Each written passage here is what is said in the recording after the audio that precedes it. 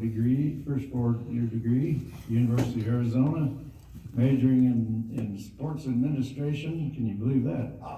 Then he went into insurance sales in Greeley, then he came to Grant to do the same, back to the farm, and we think he's been on the farm for 13 years now.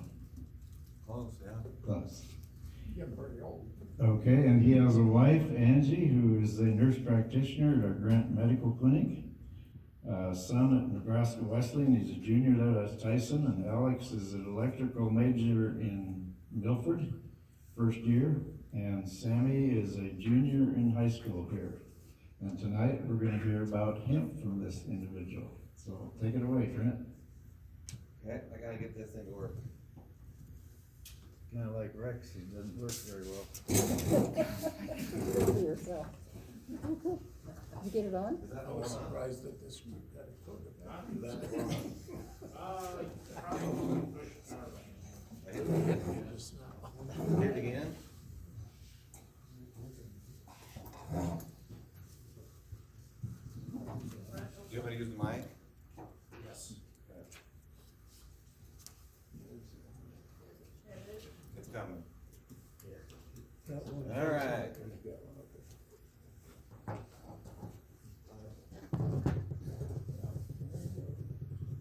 I've got 80 slides, and I got 20 minutes. That's my limitation on myself. So we're gonna go really fast talking about this. As most of you probably know, industrial hemp is now legalized to raise in Nebraska. It started in 2019, and I completely missed it. They gave out 10 licenses in late June was the application, which is a terrible time to raise hemp. But they gave 10 licenses to somebody in Nebraska, I couldn't tell you who they were. So I got on board knowing the next year they're gonna open it up for 2020, and had to go through an application process for that. And the state was trying to self-fund this, is my understanding of this. And they were hoping to get 300 people to raise hemp in Nebraska. Well, they got 85, which wasn't very many. So they're trying to build it still, so we've had one full year for the state to do that. So I applied, and the quick process of it, you gotta have a background check. I made a trip out to Denver to get fingerprinted for my FBI background check. I had to go to a post office in the middle of a snowstorm to get it done quickly. Application was involved, and what that involves, I'm mostly going to talk about growing, but I'm just going to a little bit of background here. There's an application fee, I believe about $100, and then you pay $50 for FBI background check and all kinds of good stuff. So I have the 2021 fee structure. They only had 85 this last year, and they wanted 300, so they didn't have enough money, obviously, because here's what they did. The application fee is now $100, if you want to do this, and anybody can, as long as you can pass the background check, $150, non-refundable application fee. Once you have your site, and you decide you're going to do this, there's a registration fee of $600 per site to raise this. I believe it was $450 last year, $400. If you modify your site, there's a $75 fee to decide that you want to do it. I didn't get a picture of my site, but it's at the farm. You'll see where it was. But I had to give GPS coordinates for each building and the road numbers and all kinds of stuff for this on a map. I had to send it in. They're pretty strict on it. So my timeout's there. So that gives an idea up front. Then when you get to the inspection fee, you gotta pay an inspector $300 to come out and do the testing. I'll get to that as we go through this. So my first goal was to raise 50 acres of hemp. Then I came to my senses and said, oh, I'll do 10 acres. Then as I did more research, I'll do 1 acre. And then I did more research. I ended up doing 0.2 acres of hemp. So pretty big scale. 300 plants is what ended up being. And what happened I started doing research on this a couple years ago, but at one time there were people who did this, and in my personal opinion, they've done it for a few years, so they know what they're doing, and they were making $20,000 to $30,000 an acre profit on industrial hemp. This is in Oregon, Colorado, your two big states that really got started into this. 2019 hit, and they overproduced in the United States, Kentucky, that area. They're converting their tobacco farms to hemp farms. Completely overproduced, and the price plummeted. And so that's why I did 300 plants, because I knew that there was a good chance of not making any money at it. But I want to get in on it because I think this industry is going to flourish down the road as we get the infrastructure built. So I wanted to learn about it, and it was an experiment project, and tell you a little bit about it. So I'm going to pass these around. What do you use hemp for? Anybody know? Rope? That's what everybody says, rope. So we raised it in the 1930s and 40s in the United States, and all the ditchweed you see, if you go drive around your field, you'll find it. Leftovers from when we raised it back in the 30s and 40s. Use a lot of it for World War II. Here's concrete. They call it hempcrete. I'll pass that around. That's the building material. I know President Trump at one time said we should build a wall out of hempcrete down on the Mexican border. I don't think it's ever happened, but that was a possibility. Hemp is paint and plastic. Just do that. And then here's a sheet with all kinds of stuff. And fiber is a big one you hear about. That's what they're using for that. They're actually building a processing plant in Great Bend, Kansas, I just read about down there for that. But you can use it for, what I raised it for was CBD. So you've all heard that term, and maybe some of you use it. That's what ours was made for.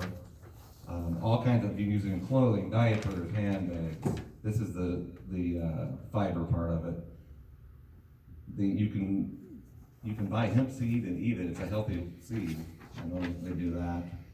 Oils, varnishes, hemp seed hearts is what that is when you can eat those. So soaps, shampoo. I know there's some people in the cook doing that, making their own and selling that.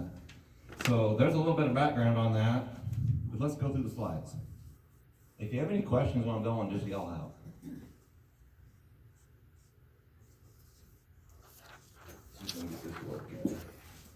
All right, there you go. There's one of my plants.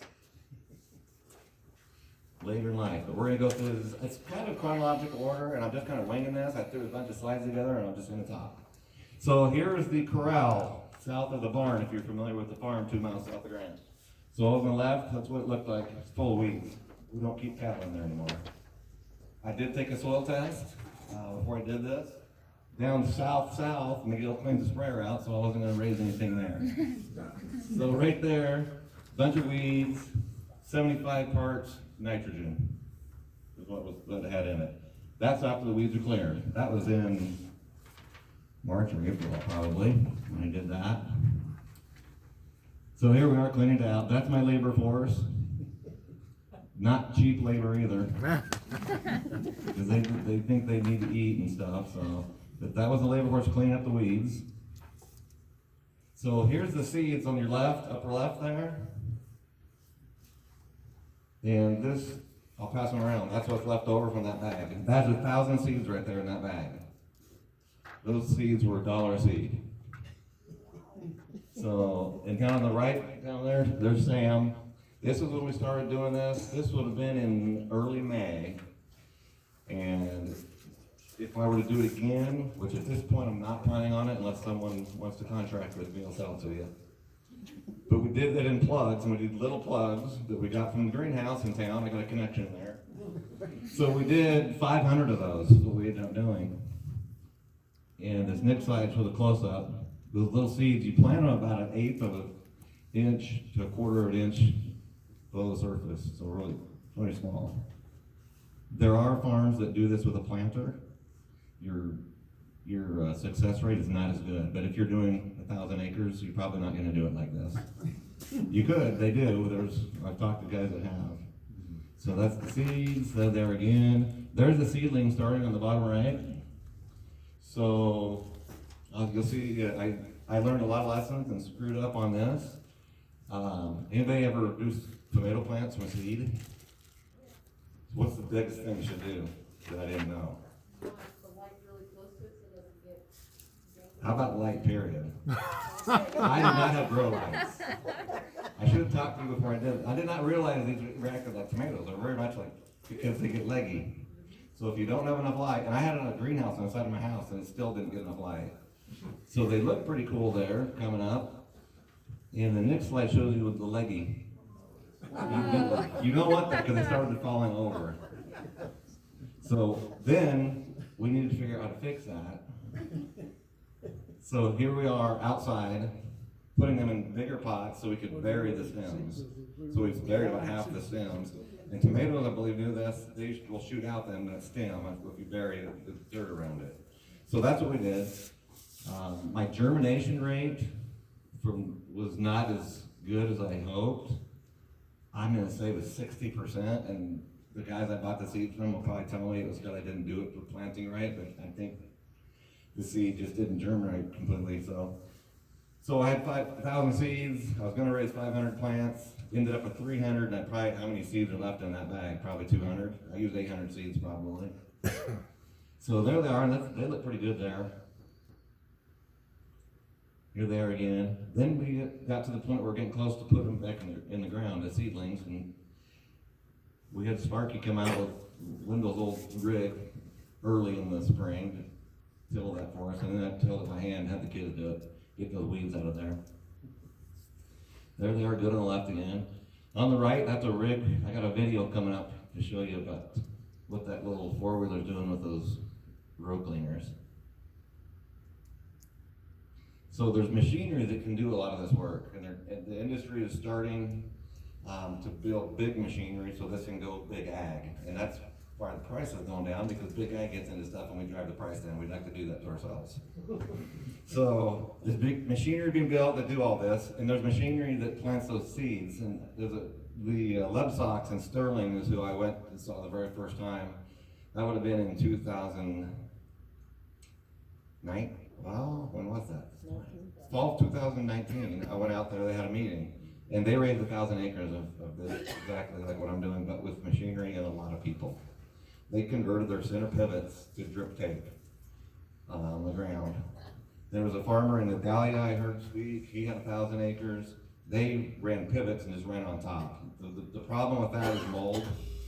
As these plants get bigger, they get mold. They're claiming in Colorado and western Nebraska we don't have that issue because it's so dry. So one of the Lebsox did tell me if he ever did it again, he would not have wasted all the time and money on drip tape and just go with pivots. So I haven't talked to them for a while, so I don't know what they did this last year. So here's a video. We needed to make berms because we're going to use plastic wheat barrier. So we've made our own machine. It's about the only machine I use on the whole farm to build a berm without having to dig with a shovel. So that was Tyson doing that.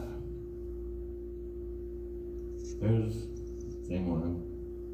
Then we did break things down, and then we started laying down the weed barrier, and with shovels covering it up. There's machines that do this. It would have taken probably 30 minutes. It took us a couple days.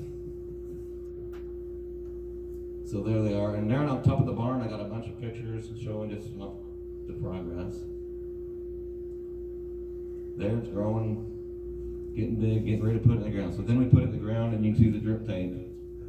So that just ran off a regular hydrant that we had right there at the barn. So I'd water it every day for half hour to 2 hours, depending on how much water it needed. There's the crew again after we did some planting. So you can see they're not very big when we plant those seedlings. They were only 3 inches to 5 inches tall. That you can see them right there on the left, what they look like. There they are from ground level. Don't look like much. There's the top view again. Getting a little bigger. They're a little bit bigger. So once we did that about the 5th or 6th of May, we put the seeds in. We didn't put them in the ground until about June 5th. So it was a month trying to get them big enough to do that. If I would do it again, I would try and get them in the ground by the middle of May, once you're past that freeze period. Middle of May is what I would shoot for. Around here. So if you look over here to the right, they're bigger, and then we had about 2 or 3 rows here. I had all these extra seeds, and I thought I had room in the corral still. I thought, I better plant these. So we planted these, and about July 20th is when these went in the ground. And they stayed smaller and never got as big because not much sunlight. So there's a picture of the plants. They're there, you can see them getting bigger.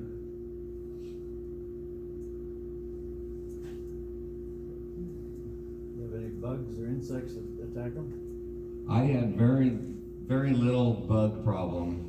You've talked to other growers, and there can be disasters because there's not many approved products to put on this. There's a list of them, but it's very small. They're trying to get this approved to do that.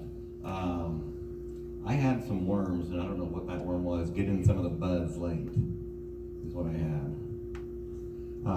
I do have a picture of ladybugs, though. The ladybugs loved these. They were all over the place, which is very good. They will sell ladybugs in some places where they grow hemp. Kids will sell ladybugs. I read about this somewhere for the hemp growers to put in their fields.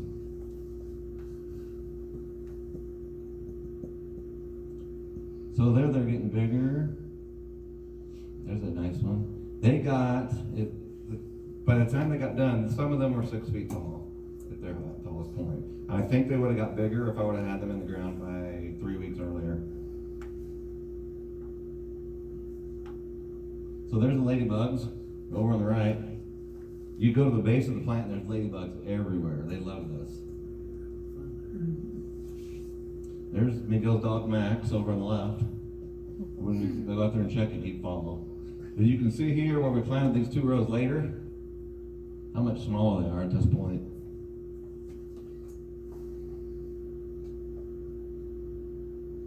So they're starting on the right, or on the left, that's the flower. So that started about the middle of August, it started the flowering. It's amazing how little they grew in June. July they got a little bit, and once August hit, they just took off. They grew like crazy. And they're getting pretty big over there and getting a little weedy too. Someone wasn't weeding very good. They got tired. So there's more pictures showing more of the flowers coming on, just beginning the flower over there. How many seeds did you get for? How many seeds?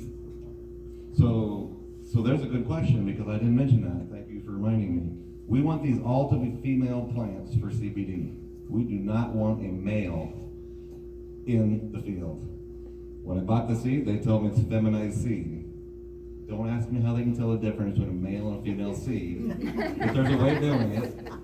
So I got 1,000 seeds, and I only had 1 male of the 300 plants that survived.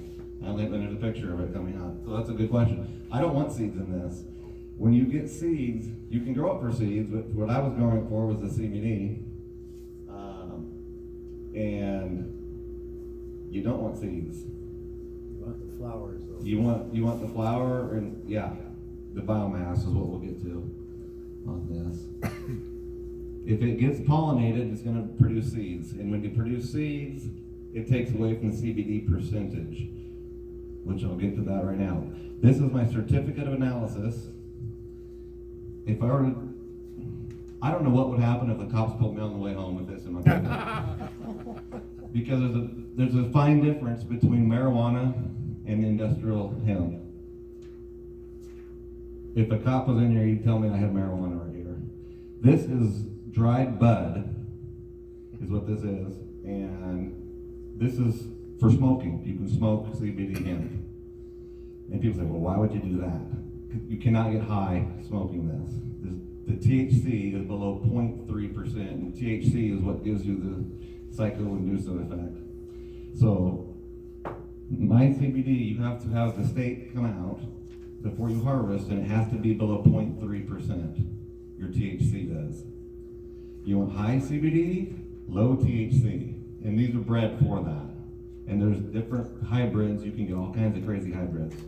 And some are, it depends on where you're at, it might work in Kentucky and not work here, it might work in Oregon and not work in Colorado. It's kind of a trial and error right now, it's such a new industry. My certificate of analysis came back at 0.28%, so I was under my 0.02%.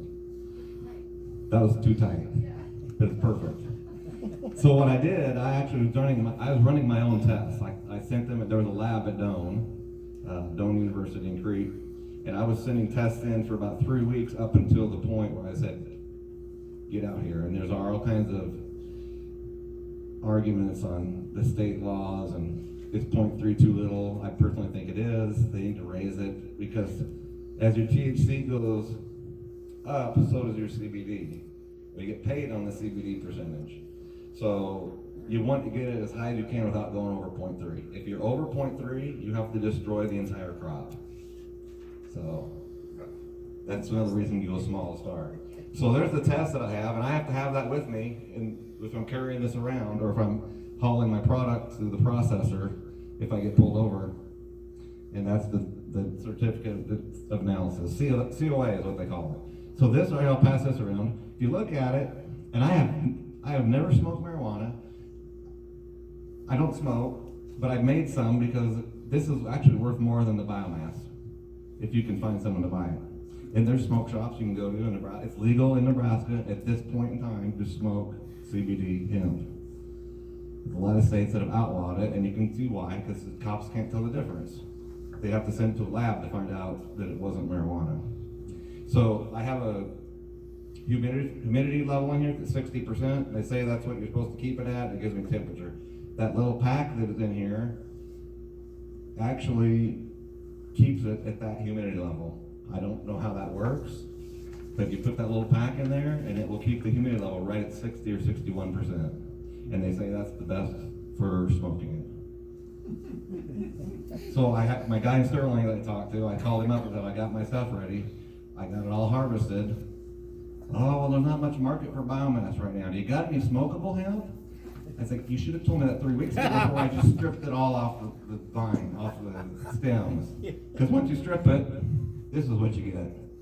And I'll show you a video here coming up. This is biomass, which is the flower and the leaves. So this is everything but the stem. And this is just a sample of it. I have 300 pounds of this at the farm. So there's a small little couple, not even 5 ounce. This right here is the male. Now you can't tell that it's a male with this picture. And I didn't know what I was looking for either, because I'm learning. But if you look close, right here, pollen sacs. So you got to get rid of that plant out of there before it pollinates. That one plant would pollinate every female. I got it out of there. So there's just a flower there on the left, getting bigger. Everything's getting bigger. There's a good view. Big flower on the left now. Actually quite impressive. It's kind of fun watching them grow. It smells good too, didn't it? If you want to open that smell, go ahead. But Like a skunk. your spouse or kids might wonder why you smell that way. Because some people love the smell of it, and some people hate it. My wife can't. I'd come home, she said, "You've been in the hemp again." And I couldn't smell it. I can't smell it early now. I got so used. Every day you're in it. So, what happened in early September? That's not a Christmas tree farm. We didn't convert. So there's the snow we got in early September. It actually did not freeze the plants. The only thing, a few of the plants got too much snow and it snapped the stems. Then not very many. So this snow that we had, it was wet, but it really didn't cause much damage. They really got hammered up in Colorado at this time, and it hurt a lot of there's a lot of these farms in Colorado. So that was kind of fun. Another flower on the right. Getting bigger. There's flower. I wish I had a flower to show you what it looked like, because some, they get this big, and they're just big and bold. And you can see on the right, they're a little purple. Some of them turn purple for some reason. So here's another, now this one doesn't look normal. It's got all kinds of stuff. They call this a Hermy. Do we know what that stands for? Hermaphrodite. Male, female? That's a Hermy. It's a female plant that takes on characteristics of a male. And they will do this when there's a bunch of females out there. Some of these plants will, I don't know the science behind it, maybe some of you ag guys understand that, but that came on really late. And so I had to get rid of it because it had pollen sacs. And there's a close-up of what it looked like. It looks different than that male plant. So you have to watch out for males. If you see a male, you gotta get it out of there. And imagine doing this on a circle. I mean, you have, the guys in Idalia had a full crew of 200 people working on their farm all summer. So there is I destroyed that Hermy right there on the left, and that's the root ball. That's what it looked like. They get real big roots. And on the right is a fresh flower that I trimmed. You trim all the leaves off. And so that's for trimming, that's for the smoking side of it. I was just trying to learn and I watch a lot of YouTube videos. So there's the view again. Over here on the right, you see we've started to harvest. So we're cutting those out. So that harvest happened in October. Real quick timeline for you here. We told you when I planted it. Fertilization. On June 30th, I put 2 gallons of triple nickel, or 820, because I had it sitting in a tank there from the other crops. So I bought I forgot the name of it, but you just inject it through the drip line with the water. On July 7th, I used liquid kelp spray, and I'll have a picture showing you Alex doing that. I put 2 gallons on it. The plants were not very big on July 7th. It took 2 gallons to cover the whole crop. It was 1 teaspoon per gallon of water for kelp. On July 21st, I put 1 gallon of 3200. Don't ask me if these were what I should have been doing, but it's what I did. On July 28th, we did liquid kelp again. This was 3 weeks later. It took 7 gallons to cover the plants. So that tells you how fast in 3 weeks those plants grew. Took 2 gallons, and 3 weeks later took 7 gallons. And then on August 22nd, we did another liquid kelp. It took 13 gallons to cover everything. And we just used a backpack sprayer to do it. Foliar spray. 17th is when I discovered that male of August. August 20th, they were just starting to flower then, so that made me nervous thinking I pollinated everything. And then you get, my last thing on the timeline is October 11th as we started cutting them out of the ground. That's what we're doing here. So the one on the left shows you how big they get. Some of those base of the plants are about that big around. It's just like a tree. And so we were able to cut them with that tree pruner Sam's doing right there. We just chop them and then we throw them in the trailer. I was working on a job just outside Julesburg, found a jar of that stuff. Yeah. Had a little glass thing. It's pretty nice stuff, but That was probably the good stuff. they wouldn't let me put it in the pickup and take it home.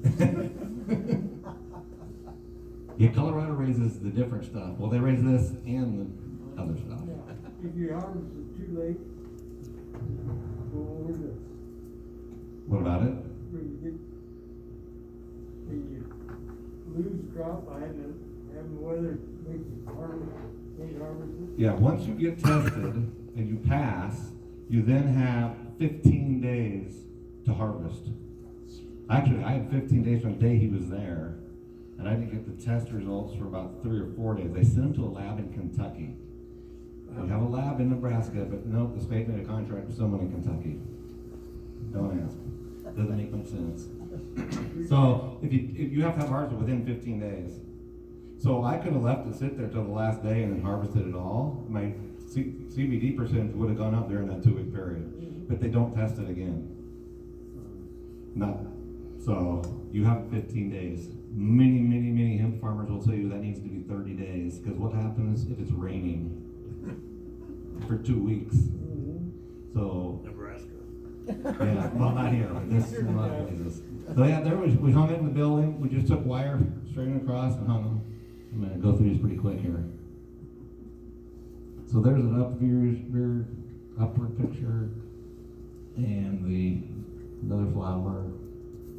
There's Sam working hard. The boys were off to college. They didn't get to help in the harvest. There's hanging in the shop. I think we saw that picture once. So I went to a farm just outside of Milford. If you drive off the interstate into Milford, there's a gas Phillips 66 right there.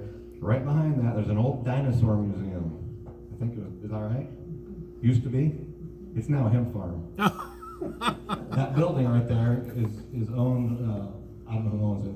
I went to this little farm show. They planted their plants in July, so you can see how small they are. It's a different variety. But this is the machine that can cut them instead of having to do it by hand. That they had, and that's built right there. I forget the name of the company that does that. There's a company.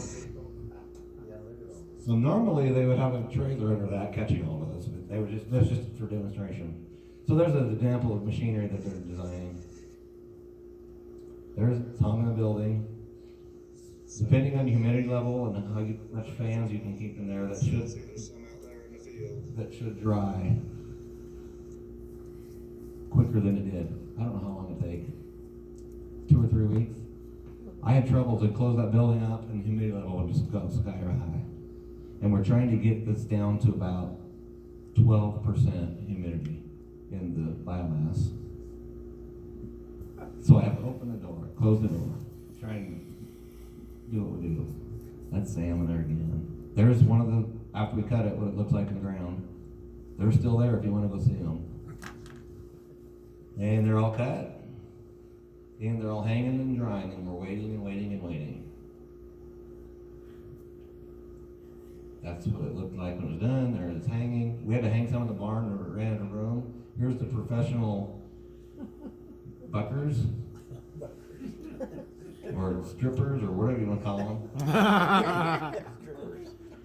So there's a little machine I bought from Montrose, Colorado. That machine, a little plastic thing. Called the debutter. And you just strip all the leaves and the flower off. In the background, there's some character doing something. I don't know what he's doing. So there's biomass, strip it off. That's about 12% moisture. And that was too wet. That was pretty wet, yeah. too. I bought a machine, a little moisture. You say, how do you tell what the moisture that is? Maybe you guys that know lumber, they have a little gauge. You put 2 prongs on the lumber and it tells you moisture percentage in your wood. That's what I used in the hemp. I stuck it in the flour to see what the moisture was. I don't know how accurate it was, but it worked. So that's how it looked like hanging dry.